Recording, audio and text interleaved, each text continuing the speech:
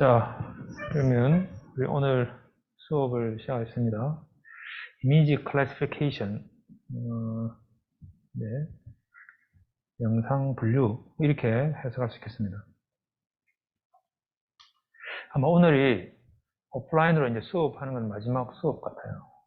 그리고 미리 공지했듯이 다음 시간은 온라인으로 하고 그리고 이제 14일날 우리 시험 치는 것으로 그렇게 되어 있습니다.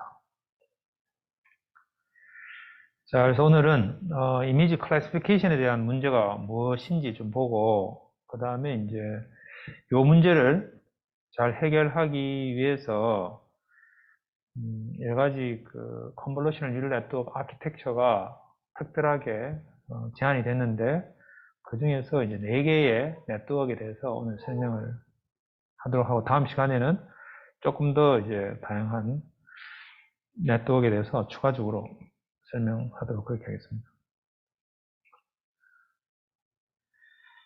자, 이미지 클래시피케이션은 다음과 같은 질문을 던져요. 이 지금 사진에 무엇이 있는가? 자, 그러면 미리 우리 이제 인풋 이미지에 여기에는 고양이가 있다. 여기에는 뭐 개가 있다. 이렇게 이제 하는 거죠. 이때 우리가 이제 이미지 클래시피케이션에서는 당연히 누가 봐도 그 영상에서 가장 대표가 되는 대상이 있을 것이고 그 대상이 하나만 있다고 가정을 하고 우리는 문제를 풀어요. 그래서 여기 있는 것처럼 싱글 오브젝트에 대해서 이 사진을 주면 얘는 고양이다 이렇게 이제 하는 거죠. 물론 이제 이 배경에 있는 여기 있는 뭐 잔디나 혹은 풀을 보고 뭐 그렇게 이야기하지는 않죠. 그죠? 우리 이제 레이블을 그냥 그렇게 표시를 했어요. 자, 그래서 그럼 만약에 학습을 한다면 여기에 있는 주위에 다른 어떤 배경은 굉장히 다양하게 나타날 것인데 고양이라고 하는 동일한 어떤 레이블에 대한 데이터에 대해서 그래서 이제 학습을 하다 보면 자연스럽게 이런 어떤 배경에 관련된 정보들은 중요한 정보가 아니고 실제로 중요한 것은 이제 고양이에 해당되는 부분만 중요하니까 우리 여기다가 이 바운딩 박스로 고양이인데 여기에 있어 이렇게 이제 하는 걸 우리가 클래시피케이션과 로컬라이제이션 이 두 가지 문제를 같이 푸는 것도 우리 이미지 클래시피케이션에서 할 수 있겠다. 그런데 이제 클래시피케이션 말 그대로 여러 개의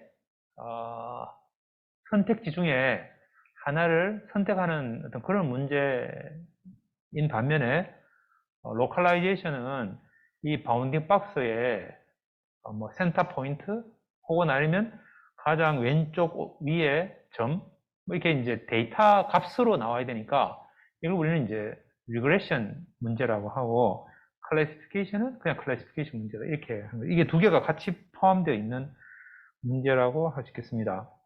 조금 더 이제 어려운 문제겠죠. 클래시피케이션보다는. 그 다음에 이제 멀티플 오브젝트가 나온다는 가정하에서 오브젝트 디텍션이 있어요. 왜냐하면은 이미지 클래시피케이션은 대상이 레이블이 하나이지만 여기서는 이제 여러 개니까 당연히 이미지에 어디에 어떤 오브젝트가 있는지를 다 찾아야 돼서 이 앞에 있는 클래시피케이션과 로컬라이제이션 문제보다는 조금 더 조금이 아니라 많이 어려워요. 그래서 오브젝트 디텍션이라고 하는 부분은 우리가 이제 마지막 다음 시간에 좀 다뤄보려고 합니다. 그래서 요 해당되는 것이 우리가 바운딩 박스로 표현이 되는데 여기 이제 우리가 인스턴스 세그멘테이션을 가지고 물론 이 있는 배경 백그라운드도 마찬가지고 아니면 우리가 대상이 되는 어떤 특정 오브젝트들에 대해서 픽셀 수준까지 내려가서 각각의 픽셀이 어느 오브젝트에 속해 있는 픽셀인가까지 우리가 클래시피케이션 하면 이게 이제 세그멘테이션이 되겠다. 자, 근데 세그멘테이션 중에서도 우리가 시멘틱 세그멘테이션이라고 해서 그 오브젝트가 무엇이다라고 하는 클래시피케이션하고 그 다음에 픽셀 레벨까지 내려가면 그걸 우리가 이제 시멘틱 세그멘테이션이라고 그러는데, 그러면은 이것처럼 고양이와 고양이가 동일한 클래스니까 이게 하나의 어떤 같은 영역으로 표현이 될 거예요. 근데 여기서 이제 인스턴스 세그멘테이션은 오브젝트 디텍션의 결과하고 비슷하게 각각의 단일 객체, 오브젝트까지도 구분이 가능하면 우리는 이것을 이제 인스턴스 세그멘테이션이라고 그렇게 이야기를 합니다. 어쨌든 이제 우리가 개념적으로는 이미지 클래시피케이션에서 출발해가지고 약간의 이제 문제가 조금씩 더 어려워지긴 하지만 기본적인 개념은 클래시피케이션이라고 하는 기본적인 문제를 다루고 있기 때문에 비슷한 기술들이 같이 활용이 된다. 이제 그 말은 우리가 이제 이 딥러닝 네트워크의 이 구조, 아키텍처에서 가장 핵심적인 부분이 결국은 이제 여러 개 중에 무엇인가라고 하는 클래시피케이션이라고 하는 것이 들어가니까 그 기본적인 그 백본 네트워크를 우리는 이제 이미지 클래시파이어에 사용되는 그 백본을 쓴다. 이거 우리가 이제 기본적으로 생각해 보면 되겠습니다. 자, 근데 이제 그럼 왜 이렇게 이미지 클래시피케이션 문제가 중요한가 하면, 어떻게 보면 이제 지금 현재 많이 이렇게 AI 혹은 딥러닝이라고 하는 것이 이렇게까지 발전하기에 아마 이 이미지넷이라고 하는 게 굉장히 중요한 역할을 한 게 아닌가 생각이 듭니다. 이미지넷이라고 하는 것은 우리가 이제 그전에 워드넷이라고 하는 것이 있어요. 그래서 우리가 이제 단어라고 하는 것이 있으면 단어라고 하는 것은 크게 우리가 이제 몇 개로 분류를 하고 그 분류 안에 뭐 물체라고 하면 그 물체는 또 우리가 여러 개 또 분류를 하고 그 중에 또 이렇게 이제 뭔가 하이라키컬하게 어떤 이 분류표를 만들어 가지고 만들어 놓은 이제 워드넷이라고 하는 하이라키가 있어요. 그러면 그것에 해당되는 우리가 그림이 있겠죠, 사진이. 그래서 똑같은 방식으로 우리 이미지넷이라고 하는 데이터셋을 굉장히 방대하게 구축을 했어요. 그래서 이게 1419만 7122개의 레이블링된, 어노테이트된 이미지 데이터베이스가 이미지넷이에요.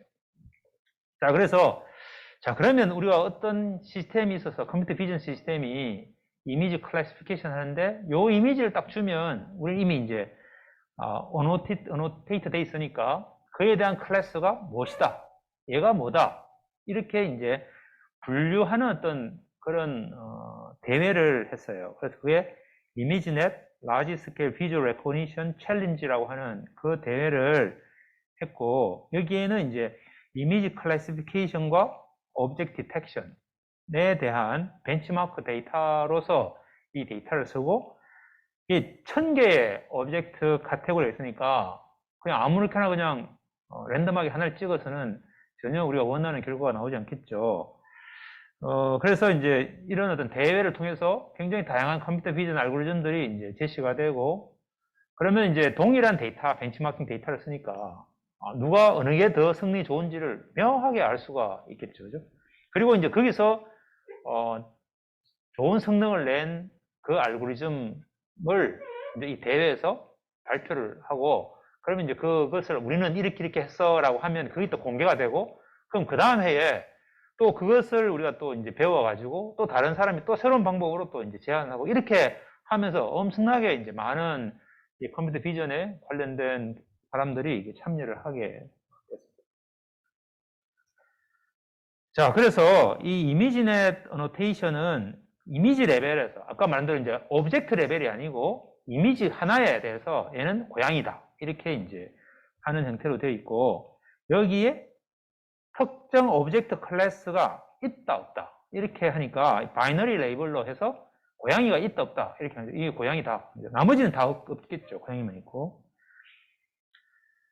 그 다음에는 이제 여기에 오브젝트 디텍션은 아까 봤던 것처럼 두 번째 싱글 오브젝트에 대해서 오브젝트 레벨에 어노테이션 하는데 그 오브젝트를 포함하고 있는 아주 타이트한 바운딩 박스를 이렇게 레이블로 제시하고 그 다음에 그 바운딩 박스에는 고양이가 있다. 그러니까 고양이라고 하는 레이블이 같이 표시가 되는 게 이미지넷의 어노테이션이라고 보면 되겠어요.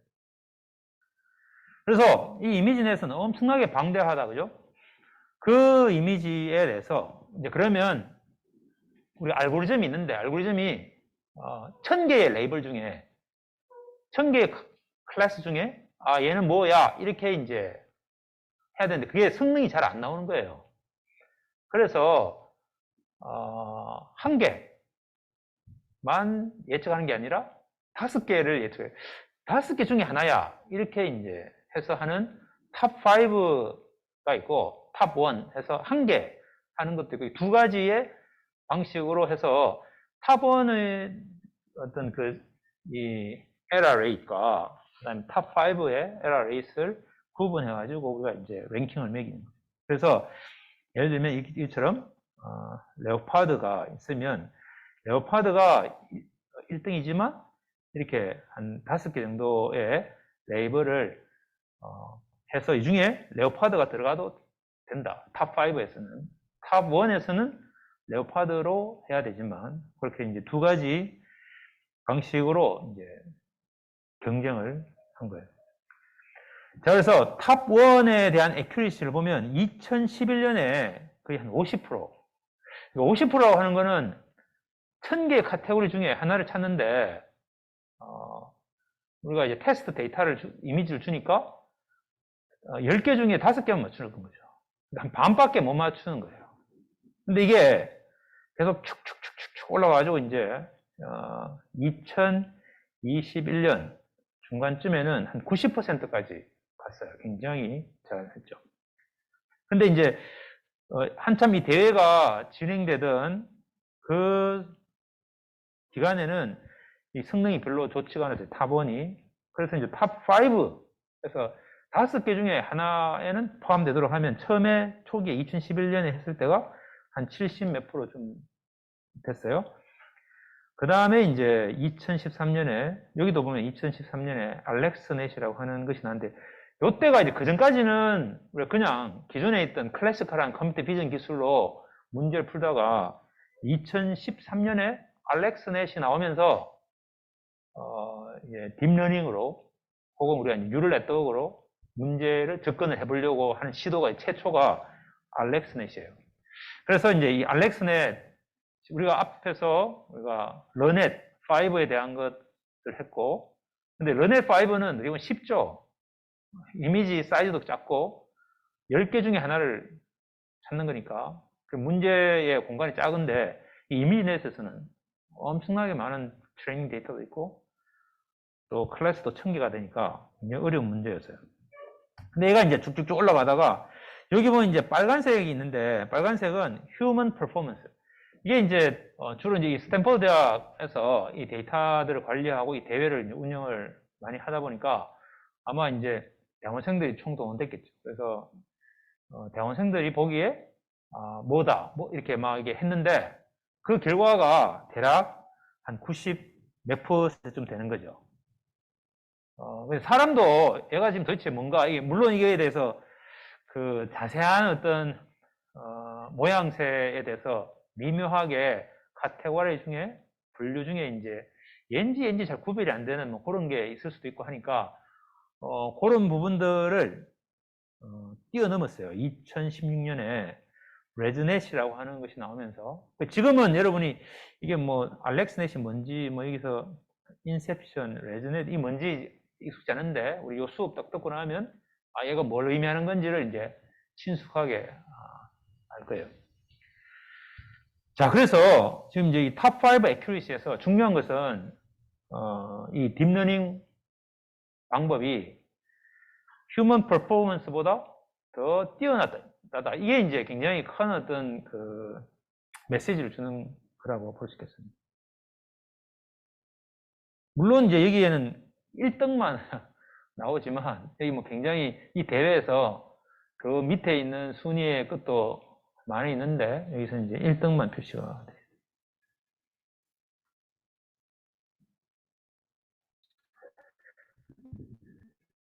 자, 그래서 여기 보면은 이제 바로 그 전에 2011년에는 이제 이 딥러닝 모델이 아니고, 근데 이제 2012년부터 이 슈퍼비전이라고 하는 거예요. 알렉스넷이라고 하는 것이 더 잘 알려진 네트워크인데, 죄송합니다. 그래서 이제 여기에 딥러닝 레이어가 8개. 아직까지는 딥러닝이라고 하긴 좀 부족해요. 그리고 탑5의 에러가 16.4니까 5개 중에 하나를 찍는 그 결과에서는 대략 한 84%의 성능이 나오는 거죠. 그 다음에 이제 GFnet, 그러니까 매년마다 업데이트를 쭉쭉쭉 하면서 아까 휴먼이 보면은 거의 지금 이 레즈넷이 나올 때는 3.57이니까 거의 97% 가까이 96몇 %까지 맞추는 거죠. 이게 이제 사람의 성능보다 훨씬 더 뛰어난. 근데 이 보면은 이제 레이어가 점점점 이렇게 증가되는 것을 알 수 있어요.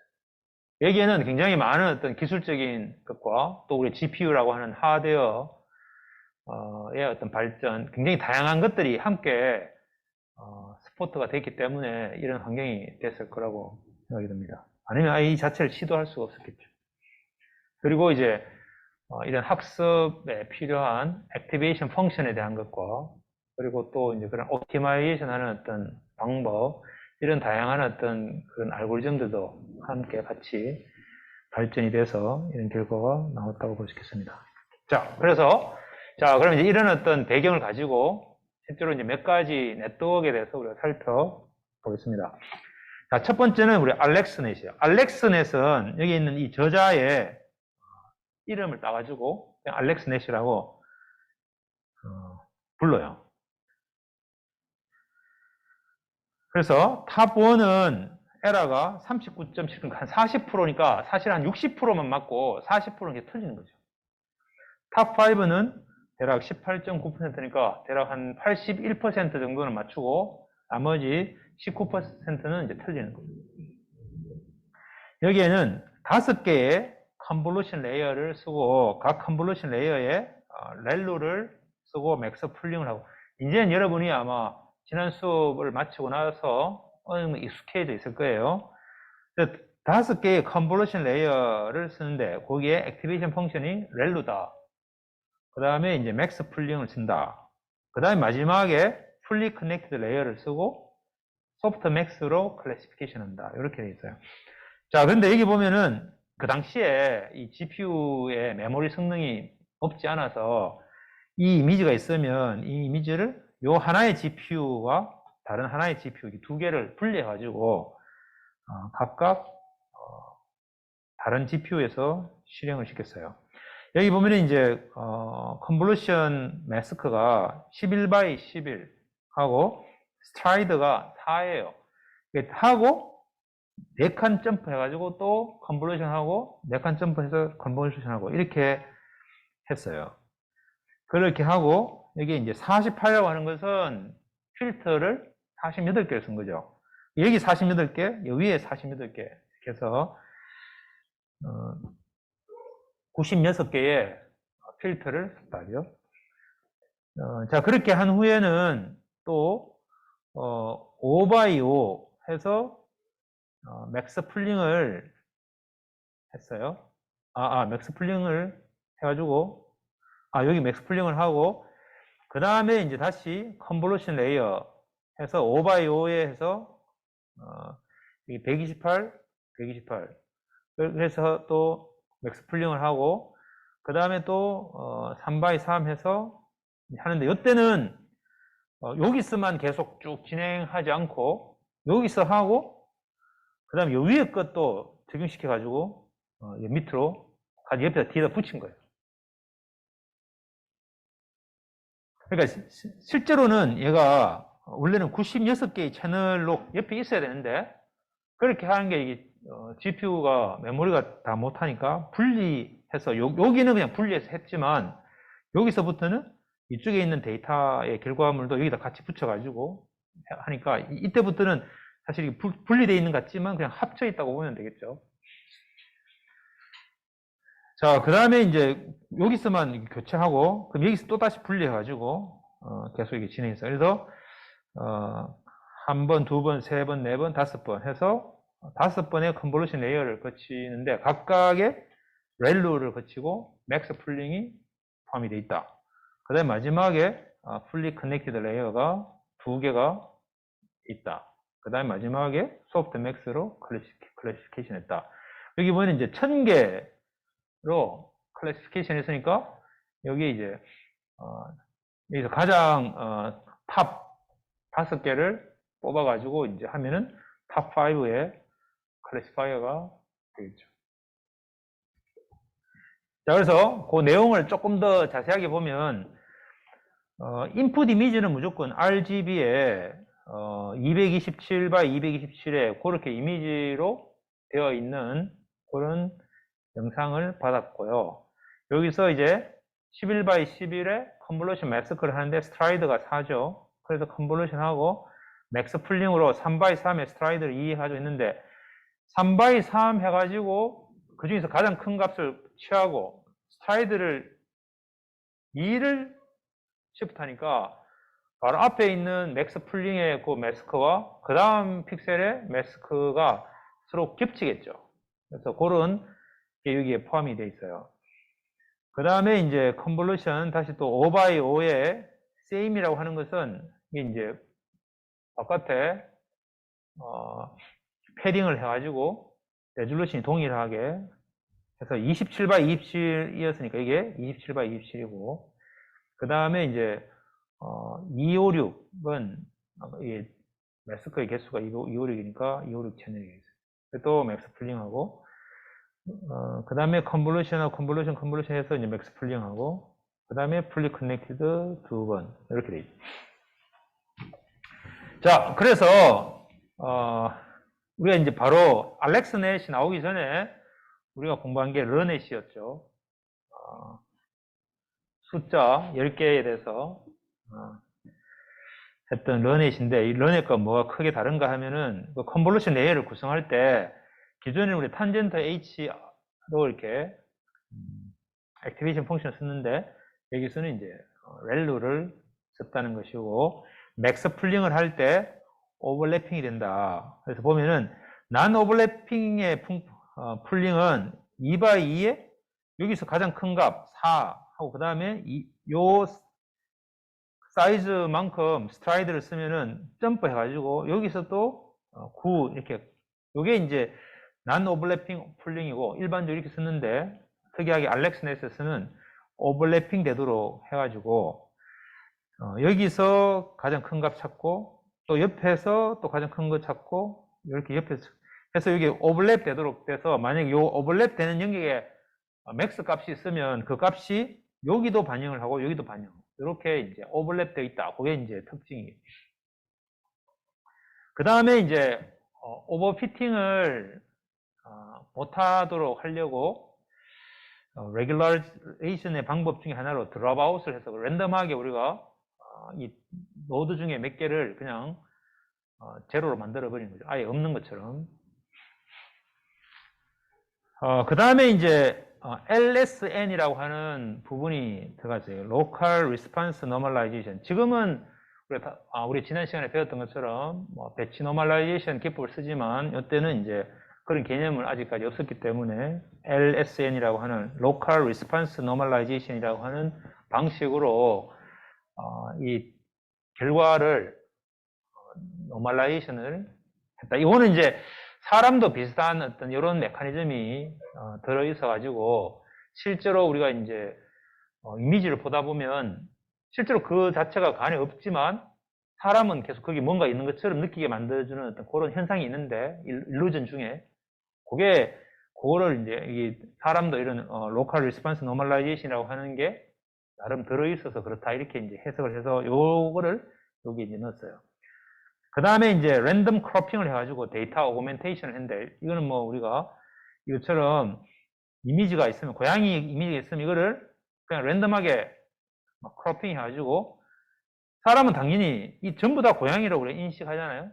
그러니까 이렇게 이제 데이터를 증식시켜가지고 훨씬 더 많은 데이터에 대해서 동일하게 얘가 고양이라고 인식할 수 있도록 그렇게 이제 데이터 오그멘테이션 기법을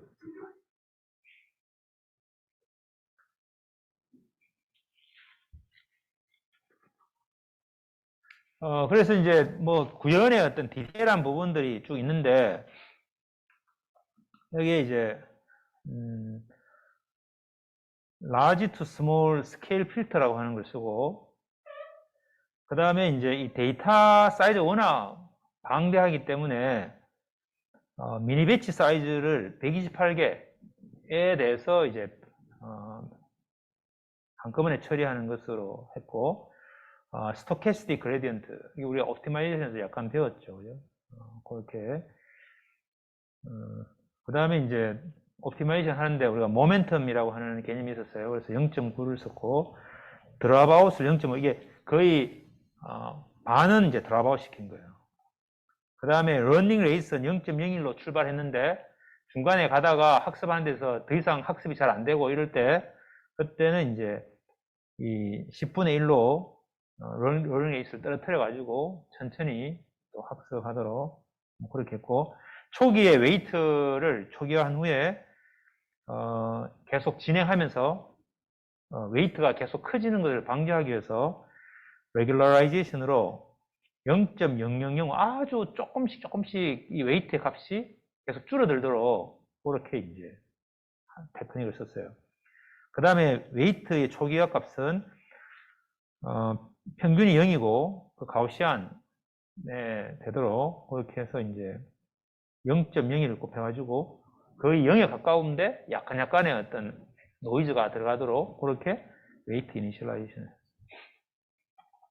자, 그렇게 해서 이제 알렉스넷을 해서 아까 봤듯이 기존에 딥러닝을 하기 전에 굉장히 결과가 잘 안 나왔는데 갑자기 성능이 팍 뛰는 그런 계기가 됐어요. 이 알렉스넷을 쓰면서. 자, 그 다음 해에 이제 우리가 GF넷이라는 것인데 GF넷은 마찬가지로 여기 저자의 라스트 네임의 첫 번째 글자 G와 F를 써가지고 GF넷이라고 그렇게 하는데 얘는 특이한 것은 사실 이제 우리가 이 딥러닝에서 특정한 어떤 레이어에 있는 그 액티베이션 맵 혹은 그 웨이트가 도대체 어떻게 해가지고 이렇게 어떤 레이어에서 어떠한 정보들을 추출했기 때문에 얘가 클래시피케이션을 잘하는지 이런 거에 대한 분석하기가 사실은 어려웠어요. 그 전까지는. 그런데 이제 이 논문에서는 이 컨볼루셔널 네트워크에 대한 걸 좀 더 잘 이해하기 위해서 거기에 있는 액티베이션 맵을 인풋이 뭐가 들어갔을 때 중간에 웨이트는 어떻게 변했고 그게 결과가 어떻게 되었는지를 가시화할 수 있는 그런 어떤 방법을 비주얼라이제이션 테크닉을 처음으로 이렇게 제안을 해서 그래서 이제 알렉스넷이 가지고 있는 문제가 실제로 이걸 가시화해서 보니까 알렉스넷이 이런 것에서 문제가 있더라. 그래서 얘를 이렇게 수정해야지라고 해가지고 수정하니까 좀 더 알렉스넷보다는 좀 더 낫더라는 거를 이제 본 거죠. 그런데 사실은 구조는 알렉스넷하고 거의 동일해요. 건데 이렇게 가시화를 해가지고 보여주니까 성능이 좋아졌다죠. 그래서 GF넷은 알렉스넷과 거의 동일한 아키텍처인데 아마 이때 이미 아마 좀 GPU 성능도 좋아지고 해가지고 인위적으로 알렉스넷은 2개의 GPU를 쓰도록 해가지고 얘를 분리해서 막 쓰는데 그렇게 하지 않고 그냥 하나로 일단은 썼고 아까 우리가 첫 번째 컨볼루션 레이어에서 알렉스넷은 11 x 11의 필터를 쓰는데 여기서는 7 x 7로 바꿨어요. 요거 왜 이렇게 바꿨는지는 이따가 보기로 하고 어쨌든 이렇게 하니까 원래 있던 알렉스넷에서는 이 필터 사이즈가 크기 때문에 굉장히 프리퀀시가 낮은 것 혹은 굉장히 높은 것에 대한 시그널에 대해서만 잘 표현을 하고 미드 프리퀀시에 대한 피처들은 다 잃어버리는 그런 현상이 있었는데 그래서 요거를 7 x 7로 바꿨다 이런 거고 그 다음에 이 스트라이드를 원래 4로 돼 있던 거를 2로 바꿨어요. 그래서 이걸 이제 바꾼 것은 스트라이드를 4를 했다는 말은 굉장히 덤성덤성했다는 것이고, 덤성덤성했다는 것은 우리가 앞에서 우리가 배웠듯이 섭샘플링을 굉장히 이렇게 많이 한 거니까, 그러면 원래 가지고 있던 시그널의 프리퀀시보다 원래는 섭샘플링을 할 때 원래 가지고 있던 프리퀀시의 2배만큼 섭샘플링을 해야지 원래 걸 다 그대로 수용할 수 있는데, 만약에 너무 많이 섭샘플링을 하게 되면 알리아싱 효과가 생긴다 했어요. 그래서 보니까 알리아싱 효과가 좀 있어서 결과를 보니까, 그래서 이제 이 스트라이드를 4에서 2로 바꾸니까 그런 어떤 알리아싱 효과가 사라지더라. 그래서 이제 문제를 해결했다 이런 거죠. 나머지는 뭐 거의 그냥 동일한 걸 그대로 썼어요.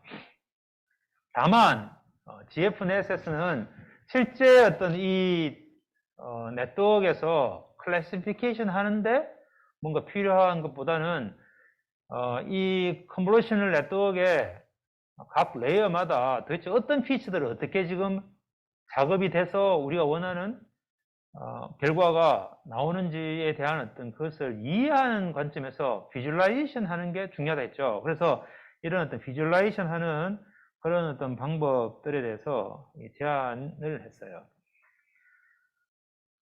자, 그래서 예를 들면 어떤 이미지가 있는데 그 이미지에 대해서 맥스 풀링을 해가지고 여기서 가장 큰 값을 가지고 와서 이렇게 레졸루션을 떨어뜨리잖아요. 그 다음에 이제 그 다음 단계에서 컨볼루션하고 또 그 렐루 해서 액티베이션 펑션하고 또 맥스 풀링하고 이러한 어떤 요 과정 속에서 어떤 식으로 그 이미지의 결과가 계속 피처들을 뽑아가는지에 대한 걸 보기 위해서 우리 얘를 이제 여기서 비주얼라이제이션을 거꾸로 하는 거죠. 그래서 요것을 뽑는 과정에서 우리 스위치라고 하는 개념을 둬서 실제로 인풋에서 뭐가 들어갔을 때 우리는 맥스 풀링을 할 때 요 값은 요 파란색 요 값은 사실은 요 4개의 픽셀 중에 여기서 왔어. 이게 맥스 풀링에서 얘가 가장 크니까 그 정보를 킵했다가 그 값을 이용해 가지고 언풀링 그 다음에 렉티피케이션하고 컨볼루션의 트랜스포즈 해가지고 역으로 요 지금 이제 풀링된 것에 대해서 언풀링이라고 하는 개념으로 얘가 어느 픽셀에서 왔는지 맥스 풀링 할 때 어느 픽셀에서 왔는지를 정보를 가지고 있다가 그 정보를 이용해 가지고 여기의 값은 여기서 왔어 라고 해가지고 요 이미지를 다시 복원해 가지고 비주얼라이제이션 한다 이거죠. 자, 그래서 일반적으로 우리가 컨볼루션 블록은 컨볼루션하고 렐루하고 풀링 하는데 이 과정을 역으로 해가지고 이 과정은 결국 컨볼루션에서 렐루 해가지고 풀링 하는 것은 일종의 어떤 정보들을 피처들을 뽑아가지고 계속 압축해 가면서 우리가 원하는 어떤 피처 벡터들을 뽑아가는 어떤 그 과정인데 그 과정 속에서 그 피처가 사실은 어떤 식으로 뽑혔는가라고 하는 걸 보여주기 위해서 디컨볼루션하고 언풀링을 해가지고 원래 이미지를 복구해 보는 거죠. 그래서 이제 그렇게 컨볼루션 블록에 리버스를 만들어 가지고 하는데 그때 이 컨볼루션 하는 메커니즘의 반대에 해당되는 트랜스포즈드 컨볼루션이라고 하는 거를 제안해 가지고 이렇게 이제 이용해서 비주얼라이제이션 하는 거죠. 자, 그래서 아까 얘기한 대로 디컨볼루션 넷이라고 하는 것은 컨볼루션 블록을 반대로 하는 그러한 건데 그걸 우선 이제 맥스 풀링이 있으면 맥스 언풀링이라고 하는 걸 한다 그죠? 맥스 언풀링은 우리가 맥스 풀링은 요 2x2에서 가장 큰 값을 여기 찍고 가장 큰 값을 찍을 때 요때 우리는 스위치라고 하는 정보를 이용해서 요 0.8에는 바로 직전에 여기서 왔어 0.8 여기서 왔어 라고 하는 요 위치를 그냥 잠시 저장해 놨다가 만약에 이런 결과가 있으면 이걸 언플링 한다 하면 1.3이라고 하는 요걸 보고 여기서 왔을 거야 하고 나머지 값은 그냥 0으로 그냥 해가지고 어차피 나머지 값은 맥스플링에서는 가장 큰 값만 가져오니까 이렇게 해서 이제 요 값을 다시 원래의 레졸루션으로 복구시키는 언플링하는 과정을 거쳐가지고 원래의 액티베이션 맵을 만들어요. 그 다음에 이제 rectification은 우리가 이제 뭐 렐루에서 하는 것처럼 그에 대한 inverse function operation을 이제 만들면 되고, 그 다음에 이제 deconvolution이라고 하는 것은 이제 transposed convolution 개념을 쓰는데, 실제로 예를 들어서 여기에 1, 2, 2, 1 이렇게 해서 이제 인풋 이미지가 있으면 원래는 거꾸로 여기에 있는 이 인풋이 특정 필터를 거쳐가지고 컨볼루션 해가지고 이런 형태의 결과를 내지만 반대로 여기서 거꾸로 이 이미지를 만들고 싶은 거예요. 그럴 때 이 필터는 원래 필터를 그대로 쓰면서 요 1이라고 하는 것이 있으면 1이라고 하는 게 있으면 여기 0이잖아요. 그죠? 그러면 이제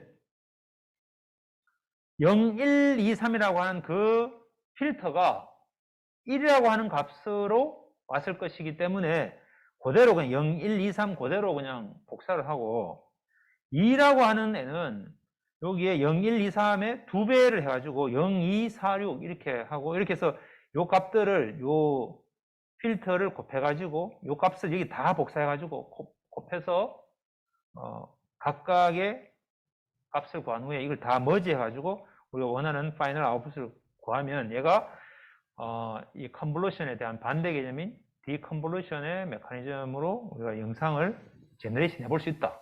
그죠?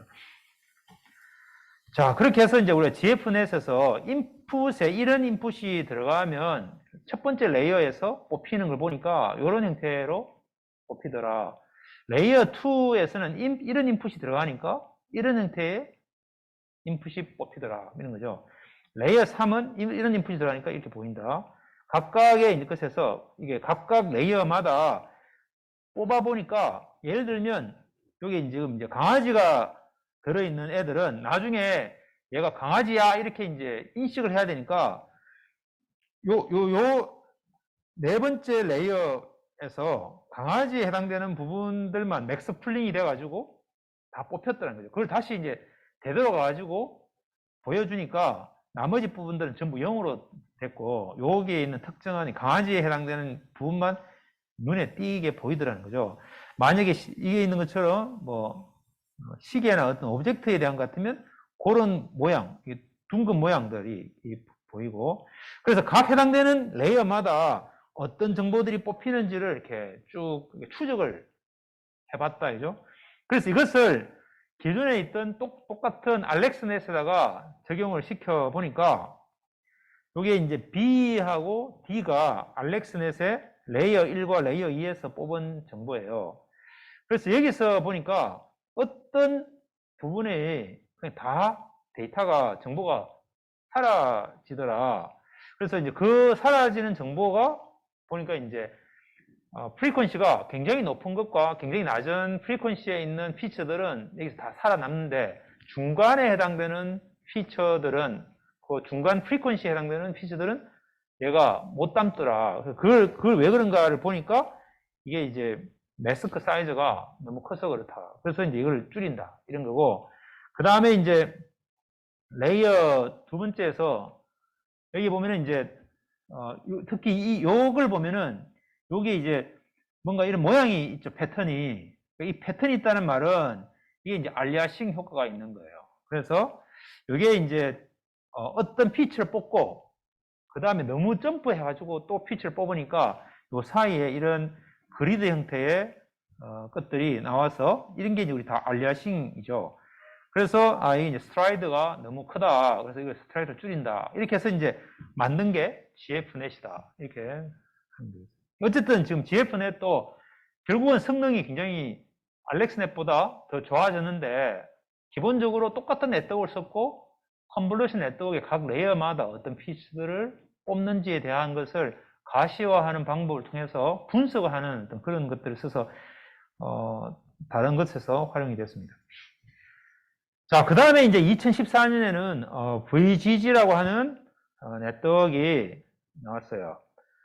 자, 그래서 이때부터 우리는 이제 뎁스를 인크리스 하려고 하는 거죠. 바로 전까지는 8개의 레이어죠. 그래서 5개의 컨볼루션 레이어가 있고, 그 다음에 2개의 풀리 커넥트 레이어 있고, 그 다음에 마지막에 이제 그 소프트 맥스를 했는데, 여기 이제 VGG 같은 경우에는 뎁스를 최대한 많이 늘려보자 라고 하는 개념이 있고, 그 다음에 이제 컨볼루션 필터를 앞에는 11x11 혹은 7x7 이렇게 쓰는데, 컨볼루션 매스크를 사이즈를 큰 걸 쓰는 게 아니라 최소한의 컨볼루션 사이즈 3x3 작은 걸 쓰는 대신에 뎁스를 늘리면 동일한 어떤 효과가 있을 것이다 라고 가정을 하고 이렇게 늘렸어요. 그래서 여기 보면은 원래 이미지가 있으면 그 뎁스를 64의 컨볼루션 3x3 해서 맥스 풀링하고 뎁스를 128 이게 이제 결국 필터를 128개를 쓴 거죠. 그래서 3x3 컨볼루션 하고 또 맥스 풀링 하고 이렇게 해서 이제 3x3 컨볼루션만으로 쭉 다 만들었어요. 그리고 중간에 맥스 풀링 다 넣고, 그러니까 복잡해 보이지는, 이 그림만 보면 굉장히 복잡해 보이지만 여러분이 이제 컨볼루션 레이어를 생각해 보면 그냥 컨볼루션 레이어가 여러 개가 들어갔는데 각 컨볼루션 레이어마다 3x3의 컨볼루션 매스크를만 썼다 이렇게 생각하면 되겠어요. 자, 그래서 GFNet이나 AlexNet과 달리 이런 11x11이나 7x7 필터를 안 쓰고 3x3 필터를 썼어요. 그래서 실제로 11x11의 필터의 하나의 레이어로 치면은 이게 웨이트가 121개의 파라미터를 트레이닝 해야 되는데 3x3 필터를 5개의 레이어로 하면 3 곱하기 3 곱하기 5니까 45 파라미터. 그러니까 레이어를 하나짜리 해가지고 11x11보다 3x3 필터를 5층으로 하면 굉장히 딥하지만 파라미터 수는 오히려 확 떨어진다. 그죠? 그리고 이제 11x11 필터로 했을 때 한 노드가 가지고 있는 바로 앞 레이어의 리셉티브 필드 사이즈는 11x11이죠. 근데 우리가 3x3 필터를 레이어를 5개를 해가지고 하면 마지막 5번째 레이어에 하나의 노드가 가지고 있는 리셉티브 필드를 역으로 추적해보면 똑같다 이거죠. 자, 그래서 어쨌든 우리가 이제 컨볼루션에서 5층을 쭉 가면서 사실은 여기에 중간중간에 컨볼루션을 계속 거쳐서 나오는 어떤 그 결과가 리셉티브 필드의 관점에서도 동일하고, 그 다음에 그 동일하다는 말은 결국 여기에 있는 피처가 모아져 가지고 결국은 마지막 5번째 레이어의 노드에 그 정보들이 다 압축해서 이게 들어올 텐데, 그래서 11x11이나 3x3을 여러 개를 하는 거나 거의 비슷하다. 이 리셉티브 필드 관점에서는. 그러니까 파라미터 개수가 작기 때문에 우리가 이제 학습을 할 때도 컨버전스 훨씬 더 빠르고, 그 다음에 오피팅도 더 줄어들고, 뭐 이런 여러 가지 어떤 것들이 있었어요. 그 다음에 이제 멀티 스케일의 트레이닝을 위해서 이미지 크로핑을 다양하게 해가지고, 해서 했고, 또 테스팅도 그렇게 했고, 그 다음에 이제 댄스 레이어에 대해서는 컨볼루셔널라이즈드 댄스 레이어라고 하는 뭐 그런 걸 했고, 이 보면 이제 풀리 커넥트 레이어 했는데, 그 다음에 이제 spatially averaged feature vector 뭐 이런 게 있는데, 어쨌든 뭐 이런 것들보다는 여기 핵심은 바로 앞에 있는 요거예요. 그래서 이런 어떤 걸 가지고 레이어를 더 늘렸다.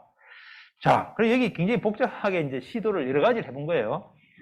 자, VGG 11, 이제 VGG라고 하면 그냥 컨볼루션 3x3 컨볼루션 레이어하고 맥스 풀링하고, 또 컨볼루션 레이어 하나 하고 맥스 풀링하고, 컨볼루션 레이어 하고 맥스 풀링. 여기에 이제 우리가 64, 128, 256 이거는 그냥 그 컨볼루션 마스크의 개수예요. 그래서 이제 채널이 점점 늘어나죠. 64에서 128, 256.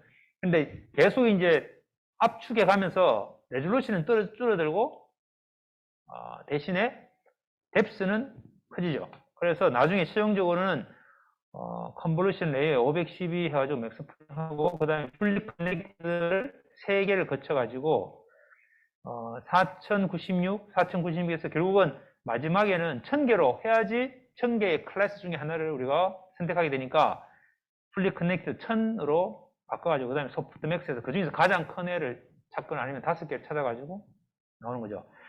자, 이렇게 해서 이제 쭉 하니까 파라메타 개수가 133개, 133밀리언이죠. 100만, 1000만, 1억, 1억 3,300개. 파라메타. 이것도 사실은 만만치 않아요. 그렇게 해서 이제 해보니까 탑5 LRAC 10.4까지 떨어졌어요. 자, 그래서 여기서 이제, 그러면 이걸 좀 더 늘려보면 어떨까 해가지고 이제 중간에 여러 가지 시도를 했는데 그 중에 하나가 우리가 알렉스넷에서 있었던 그 LGN, Local Response Normalization이라고 하는 LGN을 중간에 끼워 넣었어요. 그래서 맥스 풀링 전에 LGN 끼워 넣어가지고 해보니까 별로 효과가 없더라. 10.5. 그래서 VGG11에 LGN 버전이 있었고, 그 다음에 VGG13에서, 그러면 레이어를 더 늘려보자. 그래서 여기에 LGN 대신에 컨볼루션 레이어 하나 더 넣고, 여기에도 컨볼루션 레이어 하나 더 넣고, 그래서 이게 컨볼루션 레이어 한 개, 한 개, 두 개, 두 개, 두 개인데, 여기는 두 개, 두 개, 두 개, 두 개, 두 개 해서 모두 다 두 개 거치고 맥스 풀링, 두 개 거치고 맥스 풀링. 이렇게 해서 딱 해서 VGG13이라고 하는 레이어가 13개예요. 그렇게 해서 이제 하니까 9.9로 내려가요. 그 다음에 여기다가 또, 컨볼루션, V1, 컨볼루션 1이라고 하는 것은 이제, 컨볼루션 하는데 3x3의 컨볼루션 적용시켜가지고 결과를 내는데 갑자기 왜 컨볼루션 1짜리, 1x1의 것을 컨볼루션 한다는 게 무슨 개념인가 잘 모르겠잖아요. 근데 얘가 우리가 이제 여기서 이야기하는 것은 이 컨볼루션 마스크는 바로 앞단 레이어의 이 뎁스, 채널의 개수만큼이 동일하게 해가지고 우리는 필터를 적용시켜야 되는데 1x1의 이 뎁스하고 동일한 컨볼루션 마스크를 한다는 말은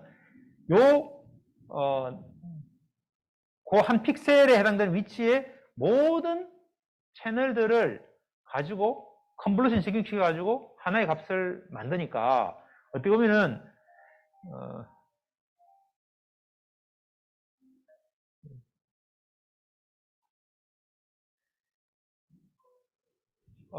그 채널에 있는 것 값이고 하나의 결과를 만들어내는 거죠.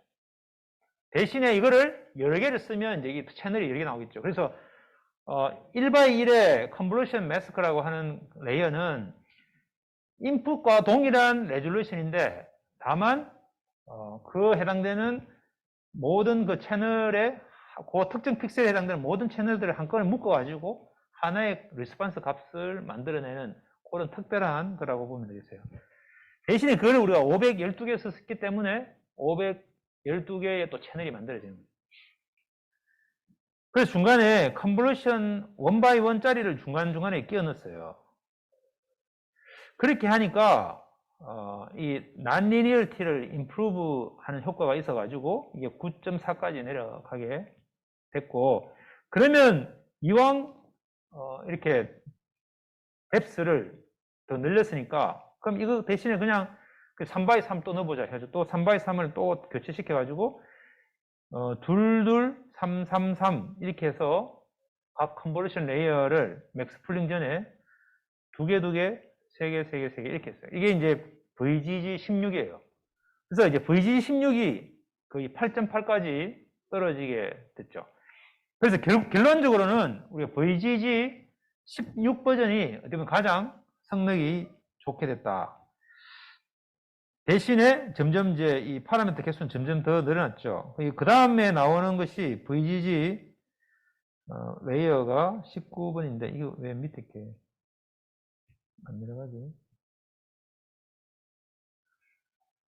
자, 이거 VGG19인데 VGG19는 여기에 레이어를 2개, 2개, 4개, 4개, 4개 이렇게 더 늘려 보니까 별로 성능이 더 좋아지지 않더라. 그죠? 그래서 이제 우리가 VGG 16 버전이 더 좋은데, 뭐 VGG 19도 우리가 이제 더 늘렸을 때 이 데이터에 대해서는 그럴 수 있으니까 뭐 어떻게든 이제 우리가 이런 16, 19 여러 가지 버전들에 대해서 다 분석을 해가지고 뭐 이제 결과를 냈다는 게 이제 이 논문이 가지고 있는 거예요. 그래서 어쨌든 제일 성능이 좋은 걸 가지고 우리가 이 대회에서 결과를 냈죠. 자, 그래서 우리가 이제 보면은 이 스몰 필터, 3x3의 스몰 필터를 여러 개를 스택 쌓아 놓는 것은 이 딥하기 때문에 파라미터는 더 많이 쓰지만 오히려 11x11이나 7x7 필터보다는 실제 웨이트 수가 더 적다.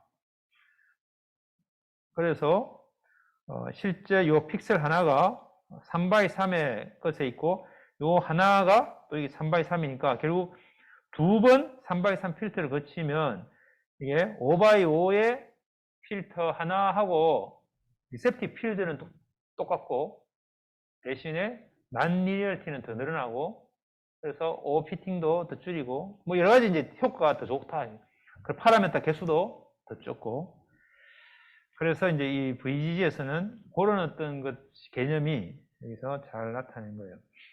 자, 그 다음에 2014년에 다시 또 조금 더 복잡하게 네트워크 인 네트워크이라고 하는 개념이 있어서 그러면 기존에 우리가 이제 컨볼루션 레이어 하나가 있으면 컨볼루션 레이어 하나에서는 요 마스크 이 필터를 쭉 리니어하게 다 적용시켜 가지고 하나의 결과가 나왔는데 요것의 의미가 어떻게 보면 이제 각각에 해당되는 그 영역에 있는 부분이 여기 있는 요 컨볼루션 마스크와 얼마나 서로 일치하는가 이 픽셀 바이 픽셀을 곱한 거니까 그런 어떤 이너 프로덕트한거 개념이 비슷하다 이거죠. 그러면 얘를 우리는 여기에 그냥 곱해가지고 결과를 그냥 하나 딱 내는 게 아니라 여기에 어떤 의미의 어떤 함수가 반영되도록 그렇게 해볼 수 있겠다. 그래서 여기다가 이제 원래 있는 컨볼루션 마스크를 적용시키는 결과가 있으면 그 결과에다가 얘를 어차피 하나의 값으로 다 서메이션 하니까 하나의 값으로 다 더하기 직전에 얘를 플래튼 시켜가지고 그것을 이 퍼셉트론, 멀티레이어 퍼셉트론을 여기다가 끼워 넣어가지고 우리가 원하는 어떤 의미의 결과를 얻도록 여기에 좀 더 학습을 더 할 수 있도록 해서 요 하나의 레이어가 뭔가 이런 그 함수, 의미의 함수가 들어갈 수 있도록 그렇게 하자. 여기는 이제 단순히 곱해가지고 그냥 썸한 거니까 그것보다는 여기에 이제 멀티레이어 퍼셉트론을 중간에 끼워 넣어가지고 각각 값들을 얻도록 하는데 우리가 기존에 있던 멀티레이어 퍼셉트론하고 다른 것은 기존에 있는 멀티레이어 퍼셉트론은 이 풀리 커넥티드 레이어죠. 여기서는 요 컨볼루션 하는 요 메커니즘이 여기에 퍼셉트론이 들어가니까 여기에 있는 요 3x3이면 3x3에 해당되는 9개에 대해서 9x9의 이런 그 웨이트가 있으니까 그리고 요것이 모든 요 픽셀에 다 공유하는 거죠. 그래서 컨볼루션 레이어에서의 파라미터를 쉐어링하는 개념을 그대로 다 반영을 하면서 다만 하나의 컨볼루션 레이어가 가지고 있는 간단한 것을 거기다가 멀티레이어 퍼셉트론 개념을 넣어가지고 좀 더 복잡하게 만들었다. 이게 이제 네트워크 안에 다시 또 작은 네트워크가 하나씩 들어있는 거죠. 그래서 이런 어떤 그 작은 마이크로 뉴럴 네트워크 이 안에 들어가가지고 그것이 전체 네트워크를 구성함으로써 더 복잡한 어떤 스트럭처를 만들어낼 수 있도록 했다. 이런 거죠.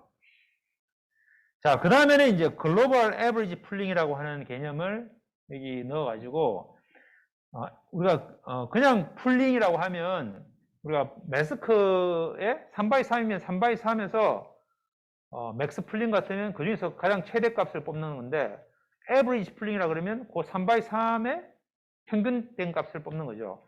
글로벌이라고 하는 거는 그냥 이미지 전체에 대해서 평균된 어떤 풀링 하는 거다. 그래서 이미지 전체에 대해서 에버리지 풀링을 하는 그런 글로벌 에버리지 풀링이라는 거 GAP라고 하는 개념을 여기서 도입을 했어요. 자, 그래서 글로벌 에버리지 풀링이라고 하는 것은 그래서 풀리 커넥티드 레이어에서 우리가 쭉 해서 값을 구하는 것처럼 각각의 우리가 이제 요 레이어가 있으면 요 레이어에 이 전체 값을 평균 내가지고 값을 가지고 있으니까 요 채널이 만약에 뎁스가 512면 이거 512의 값이 나오겠죠. 그래서 각각의 피처 맵의 평균 값을 뽑아내는 그러한 레이어라고 생각하면 되겠어요. 그래서 이것을 가지고 우리가 이제 소프트맥스 레이어를 거쳐가지고 우리가 이미 클래시파이 한다 그러면 내가 지금 어떤 특정한 노드가 만약에 이제 얘가 1이 되면 얘는 고양이야 라고 하면 얘가 1이 되려면 결국 얘의 에버리지 풀링되는 요 특정 채널에 있는 그 맵의 데이터 값이 상대적으로 전체적으로 다 커야 되겠죠. 이제 그렇게 얘가 이제 작동을 한다 이거죠. 그러면 바로 특정한 어떤 피처 맵과 특정한 클래스가 서로 연동이 돼 가지고 만약 고양이는 특정한 그 피처 맵에서만 많이 나타나게 되고 뭐 개는 또 다른 어떤 특정 피처 맵에서 많이 나오도록 이런 식으로 특정 피처 맵과 클래스 사이에 코레스폰던스를 좀 더 강화시키도록 하는 그런 형태의 효과가 있더라. 그래서 피처 맵이라고 하는 것이 특정 클래스에 대한 신뢰, 컨피던스 맵으로 나타나게 된다. 뭐 그리고 이제 이렇게 하니까 오버피팅도 많이 줄어들더라 이런 거죠. 자, 그래서 아까 갭이라고 하는 것은 글로벌 에버리지 풀링이라는 것은 요 특정 요 채널의 값을 다 평균 내 가지고 하나의 값이 나오니까 얘가 만약에 뎁스가 3이면 1by 1에 뎁스가 3인 그러한 어떤 노드가 만들어질 거예요. 그래서 이 뎁스가 만약 512면 이 512의 벡터가 나오겠죠. 자, 그래서 여기 보면은 특정한 어떤 그 인풋이 있는데 이 인풋에 예를 들면 horse라고 하면 이 horse는 클래스 8번에 해당되는 건데 그럼 그 8번에 해당되는 것이기 때문에 글로벌 GAP를 거치기 전에 8번째 요 것에서 값들이 굉장히 많이 나타나게 되더라 이런 거죠. 그래서 그 해당되는 그 클래스의 값들이 많이 액티베이션 되는 그런 걸 볼 수 있다. 자, 그래서 여기 보면 이제 똑같은 말인데 이런 말이 있고 뭐 여기 흰 말 있잖아요. 그럼 이 흰 말 같은 경우에도 동일하게 8번째 클래스에서 이것이 많이 큰 값을 갖도록 그렇게 되어 있다. 자, 그래서 이걸 우리가 이제 데이터를 비주얼라이제이션 해보니까 이게 이제 여기에 있는 그래서 이 이미지가 여기에 오스트레일리안 테리어라고 하는 이 개의 특정한 어떤 종류로 요 값이 정답이 나오도록 그렇게 계속 얘가 학습을 했는데 그래서 컨볼루션에서 여러 번 거쳐가지고 마지막에 글로벌 액티베이션 글로벌 에버리지 풀링 바로 직전에 있는 이것의 이미지들을 각각 쫙 줄여보니까 얘가 오스트레일리안 테리어라고 하는 것에서는 요 값을 다 웨이트 해가지고 요 값이 나는데 얘 값이 최대가 되도록 그렇게 하는 것을 보니까 여기에 있는 이 웨이트에서 결국은 얘가 어디서 왔나 하면 얘가 여기 있는 요 빨간색 이미지에서 왔죠. 그러니까 이 이미지 W2라고 하는 것이 곱해지는 요 노드의 값이 가장 여기에 영향을 많이 미치는데, 그것은 여기 있는 요 빨간색 맵에서 왔을 것이고, 그 빨간색 맵을 보니까 여기에 요 특정 오브젝트를 나타내는 요게 값이 굉장히 크게 액티베이션 된 이런 어떤 피처 맵이 있더라는 거죠. 그래서 이 피처 맵은 바로 특정 요 클래스에 대해서 영향을 주는 그러한 애들이 눈에 띄게 표시가 돼서, 결국은 요걸 다 합쳐가지고 영상을 만들어 보면 이 클래스 액티베이션 맵에서 오스트레일리언 테리어라고 하는 것이 영향을 주는 요 위치들을 나타낼 수 있어가지고, 이 이미지에서는 얘를 오스트레일리언 테리어라고 하는 것으로 인식하는 것에서는 요 영역이고, 만약 얘가 이제 사람이라고 하는 뭐 것이 있다면, 그 사람이라고 하는 거 다시 역추적해 보면, 그곳에 따라가 보면 여기 사람이라고 하는 부분에만 나타나게 되겠죠. 자, 그래서 이런 이제 클래스 액티베이션 매핑을 거꾸로 해가지고 우리가 보니까, 여기 보면 이제 플로어를 클리닝하는 어떤 그런 이미지다 라고 하면, 실제로 다른 곳에서는 영향을 못 미쳐주고 여기에 사람이 실제로 청소하는 부분, 이런 부분들이 액티베이션 된 애들이 그 클래스를 최대화시키도록 하더라 는 거죠. 그래서 이제 바로 글로벌 에버리지 풀링 바로 직전에 있던 그 피처 맵의 영상에서 해당되는 클래스에 해당되는 그 이미지의 피처 맵을 가시화해서 보면 우리가 원하는 이미지의 어느 부분이 실제 그 클래스를 결정하는데 많은 영향을 미치는지를 이렇게 눈으로 확인할 수 있도록 해주더라.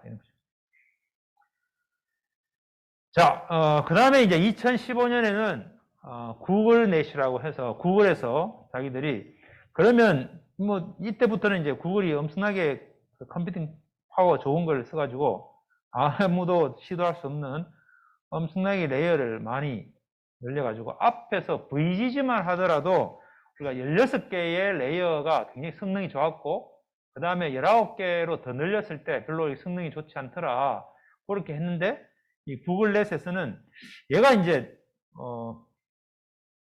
도대체 앞에서 이 컨볼루션 레이어의 요 필터 사이즈를 11개 하다가 7개 하다가 지금 3개를 했는데, 그럼 더 줄이면 어떨까? 아니면 조금 뭐 여러 가지 이제 아이디어가 있는 거죠. 그래서 실제로 우리가 이제 필터 사이즈를 몇 개를 하면 좋을지에 대한 걸 모르니까 3개짜리도 해보고 1개짜리도 해보고 아예 그냥 필터 하지 않고 그냥 풀링만 해보고 뭐 이렇게 해서 다양한 것들을 다 모아가지고 그걸 하나의 결과로 머지해가지고 레이어를 만들고, 이렇게 해서 이제 계속 레이어를 여러 개를 만들어 보자 이렇게 하는 거죠. 그래서 일단은 이제 뎁스도 늘리고 네트워크의 위스도 많이 늘려가지고, 대신에 이제 전체 컴퓨테이션에 필요한 어떤 필요한 어떤 양은 고정시켜 놓고 막 이 마음대로 막 늘려가지고 최대한 이렇게 늘려 본 거예요. 그냥 각 레이어마다 필터 사이즈가 알아서 자기가 만약 그게 제일 좋은 베스트 필터 사이즈였으면 거기에 값이 가장 많이 이렇게 액티베이션 됐을 거기 때문에 그거 그냥 쓰면 됐다 이거죠. 그래서 이걸 조금 자세하게 깊이하게 보면 요 하나의 레이어를 우리는 이제 인셉션 모듈이라고 하고, 요 인셉션 모듈이라고 하는 개념이 9개가 이렇게 인셉션 모듈을 썼어요. 그래서 이제 그 9개의 인셉션 모듈을 이름을 따가지고 우리는 인셉션 넷이라고 이름을 명명했어요. 그리고 전체적으로 보니까 22개의 레이어가 되고, 그래서 이렇게 레이어를 엄청나게 많이 늘렸지만 이게 3x3, 1x1 이렇게 작은 컨볼루션 매스크를 썼기 때문에, 그래서 파라메타 개수는 알렉스넷의 12분의 1밖에 안 되더라고요. 근데 문제는 이 레이어가 너무 깊으니까 우리가 여기서 이제 인풋이 딱 들어가가지고 이런 마와던 과정을 거쳐가지고 결과를 딱 냈을 때 여기에 우리가 원하는 결과와 실제 이 과정을 나온 결과 이 두 개의 차이를 가지고 그 에러를 최소화시키도록 이게 이제 역으로 백 프로파게이션 하면서 각각의 레이어의 웨이트에 대한 미분 값을 구해가지고 이제 이렇게 기울기 값을 구해가지고 이제 쭉 보내다 보면 너무 깊기 때문에 이 학습도 잘 안 되고 여러 가지 이제 문제가 발생됐어요. 그래가지고 중간중간에 여기를 딱 따가지고 여기서 나오는 결과도 우리가 원하는 어떤 의미의 결과가 되도록 해야 되겠다. 또 여기서 또 가지고 여기서 또 우리가 원하는 결과가 나와야 되겠다. 이렇게 해서 중간중간에 보조적인 클래시파이어를 하나 만들어요. 그래서 이 말은 가면 이 뒤에 있는 부분들은 다 쓰지 않고 요까지만 써가지고 클래시파이어를 만들어서 우리가 원하는 결과가 되도록 계속 얘를 트레이닝 하는 거죠.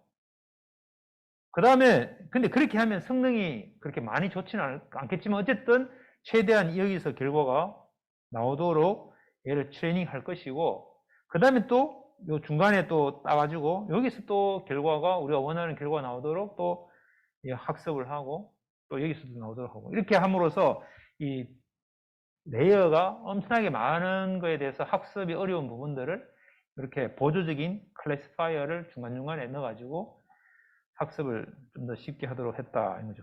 자, 그럼 인셉션 모듈 하나에 대해서 보면 여기에 아까 1x1의 컨볼루션이라는 게 있었다 그랬죠. 1x1의 컨볼루션은 그거에 해당되는 채널에 해당되는 것만 가지고 결과를 내는 뭐 그런 거였고 그 다음에 이제 1x1의 컨볼루션 해가지고 얘를 이 채널 수를 뎁스를 많이 줄여가지고 96개를 줄인 후에 그 다음에 3x3 했고 1x1로 또 줄인 후에 16개로 줄인 후에 또 5x5 컨볼루션을 하고 요때 이제 우리가 96개로 줄여가지고 3x3 컨볼루션 하면 이때 매스크 자체가 3 곱하기 3 곱하기 96의 파라미터가 필요한 거죠. 근데 이걸 5x5에 192 바로 다이렉트로 하지 않고 1x1 컨볼루션 해가지고 16개로 줄인 후에 5x5로 하면 이게 5x5 곱하기 16에 해당되는 매스크 웨이트 파라미터가 들어가겠죠. 이렇게 이제 요 컨볼루션 매스크의 필터 사이즈에 따라서 요 값들을 조절해 가지고 이제 우리가 원하는 값들을 거는 거죠. 그 다음에 이렇게 해서 이제 각각 전부 다 28x 28로 다 만들어 가지고 그 다음에 얘를 64, 128, 32, 31을 그냥 옆에다가 그냥 같이 붙인 거예요. 그래가지고 채널 개수가 256개. 그래서 그냥 요 256개의 채널인데 그 중에 앞부분은 1x1에서 나온 64개. 그 다음에 또 그 다음 128개는 요 루트를 통해서 나온 거. 그 다음은 요 루트를 통해서도 온 거. 이렇게 각각의 4개의 케이스 된 거를 다 합쳐가지고 하나의 결과 값을 만들었으니까 여기서 뭐 또 그 다음 레이어에서 또 할 때 보면은 어디서 이런 패스로 나와서 나온 건지 이런 패스 나온지는 어떻게든 어떤 특정 패스에서 우리가 원하는 어떤 것이 큰 값이 오면 그 다음에서 활용하면 되니까 그래서 요 레이어에서 어느 필터 사이즈로 오는 게 더 옵티멀한지를 모를 때 우리는 이렇게 여러 갈래를 가지고 결과를 낸 후에 그걸 그냥 컨캐트네이트 해가지고 쓴다. 자, 그래서 우리가 이제 아까 1x1 필터라고 하는 것은 실제 피처의 디멘션을 줄이는 건데 6x6x5라고 하면 이 5라고 하는 것에 해당되는 필터의 값은 고정되고 거기에 1x1의 5라고 하는 것을 두 개를 쓰면 요거를 요 한 픽셀의 뎁스로 채널에 대해서 적용시켜 가지고 이 값이 나오고 또 요 한 픽셀의 위치에 해당되는 5개에 대해서 얘를 적용시켜 가지고 하나 나오고 이렇게 하니까 레졸루션은 똑같고 요 필터의 개수에 의해서 이 피처 맵의 채널이 달라지겠죠. 자, 그래서 원 바이 원의 필터가 하는 역할은 요 필터 개수를 조절함에 따라서 이 원래 인풋이 가지고 있는 레졸루션 그대로 유지하면서 이 채널의 개수를 마음대로 변형시킬 수 있는 그러한 장점이 있는 그런 거예요. 자, 그래서 이제 아까 보조적인 클래시파이어를 두는 것은 네트워크가 너무 딥하니까 그래서 중간에 우리가 따가지고 학습을 하도록 그렇게 이제 했어요. 그래서 여기에 원바이원 컨볼루션에 풀리 커넥트 레이어 가지고 보조적인 클래시파이를 넣어가지고 여기서도 우리가 원하는 결과가 나오도록 이렇게 했습니다. 자, 그 다음에 이제 우리가 인셉션, 아까 지금까지 우리가 인셉션 모듈이고 이것을 버전 2, 버전 3 이렇게 해서 다양하게 새로운 개념들을 넣어가지고 우리가 원하는 개념들을 더 넣어서 하게 됐는데 여기 이제 버전 2에서는 5x5 컨볼루션을 두 개의 3x3 컨볼루션으로 5x5를 3x3 두 개로 바꿔 가지고 했다는 게 다른 거고, 그 다음에 버전 3에서는 여기 이제 컨볼루션 레이어를 좀 더 팩토라이제이션 했다는 건데, 그래서 원래 있던 것을 풀링 해가지고 인셉션 한 거하고 원래 것을 인셉션 해가지고 풀링 하는 거 하면 얘는 풀링을 먼저 해가지고 줄인 후에 하면 파라메타 계속 훨씬 더 줄어들지만 정보를 많이 잃어버리고, 이렇게 인셉션 해가지고 풀링을 하면 이것보다는 정보를 많이 가지고 있지만 에러를 많이 컴퓨테이션 파워가 크니까 이걸 두 개를 조합해가지고 하나는 컨볼루션 해가지고 하고 하나는 풀링 해가지고 두 개를 머지하는 방식으로 표현을 하면 더 좋다. 양쪽의 정보들을 다 가지고 있어서 그래서 얘를 이렇게 인셉션 모듈을 만든 게 V3예요. 그래서 이제 인셉션에서 이렇게 해서 나온 결과 있고, 그 다음에 또 인셉션 버전 4가 있는데 이렇게 굉장히 다양한 형태의 인셉션 모듈들을 설계를 해가지고 중간중간에 인셉션 모듈들을 끼워 넣어가지고 테스트를 했다. 이죠. 자, 그 다음에 이제 여기까지는 우리 아키텍처고, 이때 이제 우리가 굉장히 다양한 퍼블릭 이미지 데이터셋이 나오는데 그 중에 이제 캐나다에서 나온 CIFA 10이라고 해서 10개의 클래스인데 여기 각각의 32와 32 굉장히 이미지 사이즈는 작으면서 6만 개의 어떤 데이터가 있어요. 그래서 각 클래스마다 6,000개의 데이터가 있어서 5,000개는 트레이닝에 쓰고 1,000개는 테스팅으로 쓰는 그런 데이터를 가지고 우리가 작은 어떤 성능을 테스트 해보는 데는 아주 적합한 그런 모델들이 이미지 클래시피케이션용에 있고, 그 다음에 이제 STL10이라고 하는 모델이 데이터가 있어요.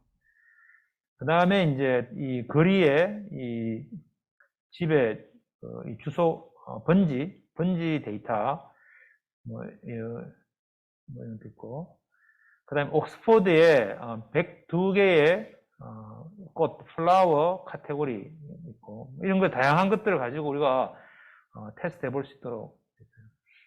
자, 그래서 우리가 이미지 클래시피케이션에 대한 것이 뭔지, 그리고 이것을 어떻게 컨볼루션 뉴럴 네트워크에서 클래시파이 하는지에 대한 개념과, 그 다음에 그걸 잘하기 위해서 알렉스넷부터 해서 GFnet, VGG, 구글넷 이렇게까지 했고, 여기에서 발전해 가면서 굉장히 다양한 어떤 아키텍처의 새로운 어떤 개념들을 넣어서 우리가 문제를 어떻게 해결해 가는지를 상세하게 케이스의 사례로 해서 봤습니다. 자, 그래서 오늘 우리 수업은 이것으로 마치고 혹시 질문 있으면 질문 받도록 하겠습니다.